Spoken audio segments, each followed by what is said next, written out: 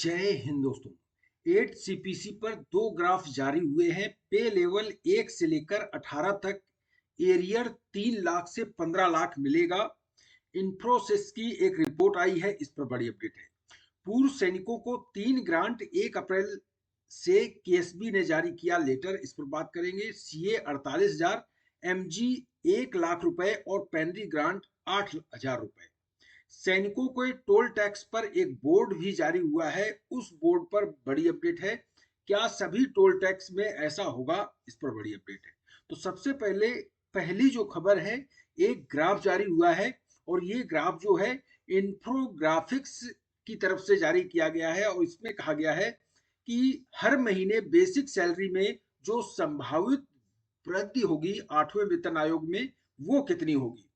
बता दें, जो फिटमेंट फैक्टर है वो 2.0 से 2.57 तक दिया जा सकता है इस रिपोर्ट के मुताबिक। अगर ऐसा होता है तो 20 महीने का एरियर भी दिया जाएगा और 20 महीने का जो एरियर की का ग्राफ जो जारी हुआ है उसको भी आपको दिखाएंगे। सबसे पहले तो इसमें पे लेवल 1 के जो कर्मचारी हैं उनकी बेसिक 10,260 रुपए बढ़ जाएगी 8th पे कमीशन में, इस रिपोर्ट के मुताबिक। दूसरा जो पे लेवल 2 है उनकी जो बढ़ोतरी होगी 11,343 रुपए। पे लेवल 3 के जो कर्मचारी हैं 12,369 रुपए और जो पे लेवल 4 के कर्मचारी हैं उन्हें 14,000 रुपए से भी ज्यादा बढ़ोतरी होगी। पे लेवल 5 की जो बढ़ोतरी होगी 16,000 रुपए। पे लेवल 6 की जो बढ़ोतरी होगी 20,000 रुपए। पे लेवल 7 की 25,000 रुपए और पे लेवल 8 के कर्मचारियों के लिए 27,000 की बढ़ोतरी हो सकती है।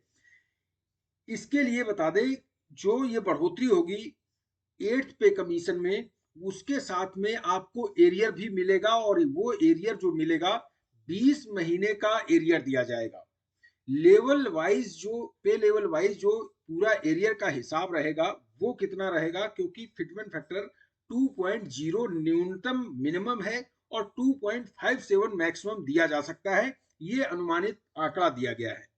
पे लेवल 1 का जो एरियर है वो 3,60,000 से 5,65,000 रुपए तक दिया जा सकता है। पे लेवल 2 का 20 महीने का एरियर जो बनेगा 3,98,000 रुपए और जो पे लेवल 3 के कर्मचारी हैं उनका 4,34,000 रुपए मिनिमम है और मैक्सिमम 6,81,000 रुपए। पे लेवल 4 के जो कर्मचारी हैं 5,10,000, उनका एरियर 20 महीने का बनेगा और पे लेवल 5 के जो कर्मचारी हैं उन्हें 5,84,000। पे लेवल 6 के कर्मचारी का 7,08,000 रुपए और पे लेवल 7 के कर्मचारी के लिए 8,98,000 रुपए का एरियर बनेगा। वहीं पे लेवल 8 के जो कर्मचारी होंगे 9,52,000 से 14,94,000 तक का एरियर दिया जाएगा। अधिकतम आंकड़े जो हैं वो मैक्सिमम जो आंकड़े दिखा रहा है वो 15 लाख रुपए तक का एरियर का दिखा रहा है। 8th पे कमीशन में फिटमेंट फैक्टर कितना लगेगा, इसके लिए अभी कोई भी आधिकारिक अधिसूचना जारी नहीं हुई है, लेकिन ये रिपोर्ट बताती है कि हर कर्मचारियों को 20 महीने का एरियर इसलिए दिया जाएगा क्योंकि ये 8th पे कमीशन बहुत ज्यादा लेट हो रहा है। सरकार इसे ज्यादा खींच रही है क्योंकि आगे चुनाव है। उस चुनाव से पहले एरियर की घोषणा होगी और वो चुनाव तक वो आपके खातों में आएगा, जिससे सरकार को फायदा हो और इसी अनुमान के हिसाब से 20 महीने का एरियर की कैलकुलेशन इसमें दी गई है। आपकी क्या राय है, क्या सरकार चुनाव के लिए ऐसा डिले कर रही है 8th पे कमीशन, क्योंकि अभी तक कोई भी मीटिंग 8th पे कमीशन और कर्मचारी संगठनों के बीच नहीं हुई है। हालांकि 8वां वेतन आयोग जो है वो अपना काम कर रहा है। उन्होंने एक क्वेश्चनर 18 प्रश्नों की जारी की है और उसी क्वेश्चनर में आप अपने जवाब सबमिट कर रहे हैं। ये 31 मार्च तक इसमें आप अपने जवाब सबमिट कर सकते हैं। एक दूसरी बड़ी खबर है, 8वें वेतन आयोग से पहले रेलवे कर्मचारियों के लिए बड़ा तोहफा दिया है मोदी गवर्नमेंट ने और ये 20/3/2026 को एक लेटर मिनिस्ट्री ऑफ रेलवे की तरफ से जारी किया गया है।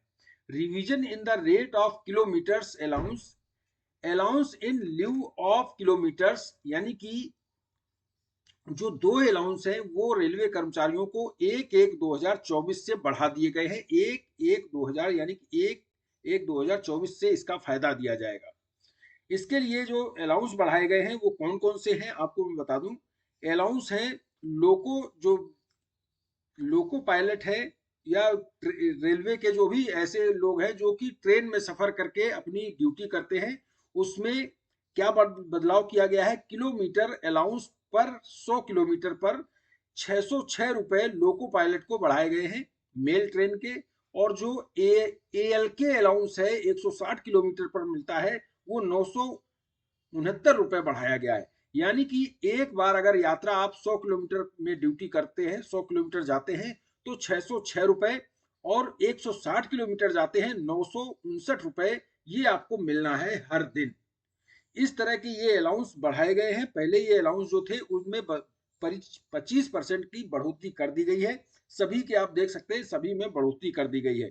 ये 2 लिस्ट जारी हुई है जिसमें कि गार्ड जो लोको पायलट है या ऐसे कोई ड्यूटी करते हैं उनके लिए ये बढ़ोतरी की गई है। रेलवे ने 8वें वेतन आयोग से पहले ये मांग की थी और ये मांग सरकार ने पूरी कर दी है। 25% का इजाफा किया गया है सरकार की तरफ से।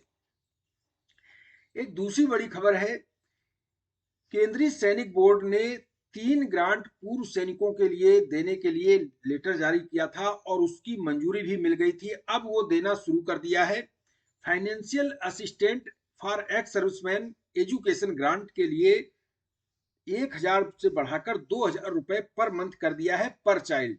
इसकी बढ़ोतरी जो है 1 नवंबर 2025 से कर दी गई थी। जिन्होंने 1 नवंबर 2025 को ये फॉर्म सीए अप्लाई किया था उनके लिए 1 नवंबर 2025 से ये इफेक्टेड है और इसको डबल दिया जाएगा। लेकिन जिन्होंने 1 नवंबर 2025 से पहले सबमिट किया है एप्लीकेशन, उनको पुराने रेट से ही दिया जाएगा, यानी कि 1000 रुपए पर मंथ पर चाइल्ड। इसके साथ में financial assistant to ESM daughter marriage के लिए भी इसकी बढ़ोतरी कर दी है, डबल कर दिया है। पहले 50,000 रुपए मिलता था, अब इसे सीधा बढ़ाकर 1 लाख रुपए किया गया है। Financial assistant to ESM penury grant जो होता है वो 4000 रुपए पर मंथ से बढ़ाकर 8000 रुपए पर मंथ कर दिया गया है। तो ये केएसबी की तरफ से इसकी मंजूरी मिली थी, अब इसको देना भी शुरू कर दिया है। सीए बता दें कि सीए आपके खातों में 1 अप्रैल से आना शुरू हो जाएगा और ये आपके खातों में अप्रैल महीने में सभी के खातों में आएगा। हालांकि अभी तक सीए का कई लोगों को अप्रूवल मिल गया है केएसबी का और कई लोगों को नहीं मिला है। ये अप्रूवल जब मिलता है तभी आपके खातों में आता है। अप्रूवल जब तक केएसबी की तरफ से नहीं होता है, आपका स्टेटस अप्रूवल नहीं शो करता है, तब तक आपके खातों में नहीं आएगा। एक दूसरी बड़ी खबर है, टोल एग्जेम्पशन को लेकर कई जो टोल बूथ हैं उनमें बोर्ड लगे होते हैं और वो अगर बोर्ड लगा होता है तो कहीं सैनिकों के साथ कोई भी ऐसी घटना नहीं होती है। एक बोर्ड है, आप देख सकते हैं, टोल टैक्स एग्जेम्पशन का, जो वीआईपी और अदर ड्यूटी व्हीकल के लिए है। इसमें सभी के लिए दिया है किसके किसके लिए टोल एग्जेम्पशन है। लेकिन इसमें जो डिफेंस पर्सन है, सैनिक है, आर्मी, एयरफोर्स, नेवी के, उनके लिए भी इसमें दिया है। इसमें कहा है defence vehicle, police vehicle, fire fighting vehicles, ambulance, funeral vans, और इसके बाद vehicle on the department of post, telegraph centre and state government vehicle on duty. जो ऑन ड्यूटी है उसके लिए छूट है। और इसमें सबसे बड़ी बात ये भी कही है, the personal of defence services of regular force and their private vehicle are exempted from paying toll. जो टोल है वो प्राइवेट व्हीकल पर भी एग्जेम्प्टेड है, उनको छूट है। इसमें साफ दिया है जो आर्मी पर्सन, डिफेंस पर्सन है, जो सेना में नौकरी करते हैं, उनके लिए प्राइवेट व्हीकल में भी टोल की छूट है। चाहे वो ऑन ड्यूटी हो या नहीं भी हो, तब भी वो टोल छूट है। ये पैरा नंबर 3 में आप देख सकते हैं, तीसरे अदर व्हीकल के तीसरे नंबर पर क्लियर दिया हुआ है। अगर सभी टोल बूथ पर ऐसा ही बोर्ड लगा दिया जाए तो इसमें साफ निर्देश दिया है कि टोल छूट जो सर्विस कर रहे हैं उनके लिए, चाहे ऑन ड्यूटी हो, चाहे ऑफ ड्यूटी हो, चाहे प्राइवेट व्हीकल में हो, उनको छूट है। ये थी जानकारी। इस वीडियो में इतना ही। वीडियो अच्छा लगा हो तो लाइक करें, चैनल सब्सक्राइब जरूर करके रखें। थैंक यू, जय हिंद।